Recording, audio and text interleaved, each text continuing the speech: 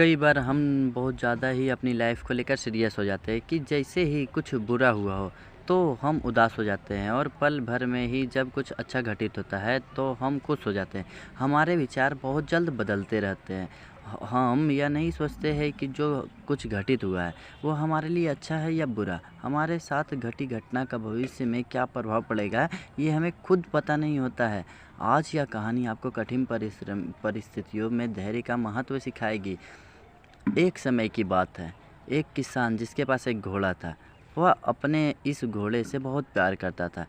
उसे उस अपने घोड़े पर बहुत गर्व था जो किसान की कमाई का ज़रिया भी था। अपनी इस कमाई से किसान अपने परिवार का पेट भरता था। लेकिन एक दिन वह घोड़ा भाग गया। उसके भागने के बाद समाज के लोग और किसान के पड़ोसी उसके पास आकर उससे कहने लगे, हे भगवान, तुम्हारा घोड़ा जिस पर तुम्हें बहुत घमंड था वह तो भाग गया। उसको सांत्वना देने लगे कि उसके बहुत बुरा लग रहा था, उसको बहुत बुरा लग रहा था। लेकिन किसान ने उसका जवाब बहुत ही सहजता से देते हुए कहा, हाँ, बहुत बुरा हुआ। अगले दिन घोड़ा वापस आ गया, लेकिन सिर्फ वह घोड़ा नहीं आया बल्कि वह अपने साथ 3 जंगली घोड़े भी लाया। फिर उसके पड़ोसी उसके पास दौड़ते हुए और उस किसान से कहने लगे, आपका घोड़ा आ गया और अपने साथ 3 घोड़े और लेकर आ गया। यह तो बहुत अच्छी बात है, आपकी किस्मत तो बहुत अच्छी है। किसान बहुत खुश हुआ, उनकी तरफ देखा, फिर उनका जवाब बहुत ही साधारण रूप से दिया, हाँ शायद।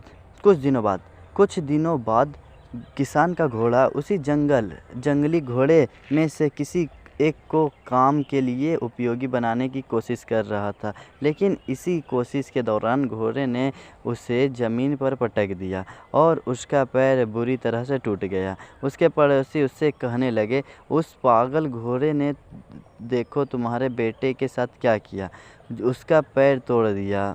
यह तो बहुत बुरा हुआ। किसान दुखी हुआ और फिर से उसी तरह जवाब दिया और कहा, हाँ शायद मेरे बेटे के साथ गलत हुआ। अगले दिन सेना के कुछ जवान उस किसान के घर आते हैं जो जंग छिड़ने के कारण नए जवानों की भर्ती कर रहे हैं। उसमें से एक जवान ने किसान के बेटे को देखा और बोला, इसका तो पैर टूटा हुआ है, हम इसे सेना में भर्ती नहीं कर सकते। और वे जवान गांव के सभी लड़कों को लेकर अपने साथ चले गए। यह जानकर उसके पड़ोसी और बाकी गांव वाले उसके पास आए और कहने लगे, तुम्हारे बेटे को जवान जंग के लिए नहीं लेके गए, तुम्हारी किस्मत तो बहुत अच्छी है।